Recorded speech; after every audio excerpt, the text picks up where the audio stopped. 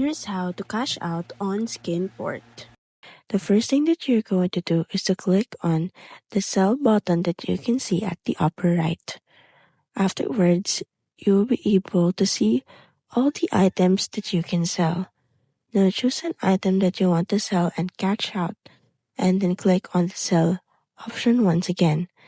And then on the right side, this will appear. What you need to do is to click on the item that you wanted to cash out or sell.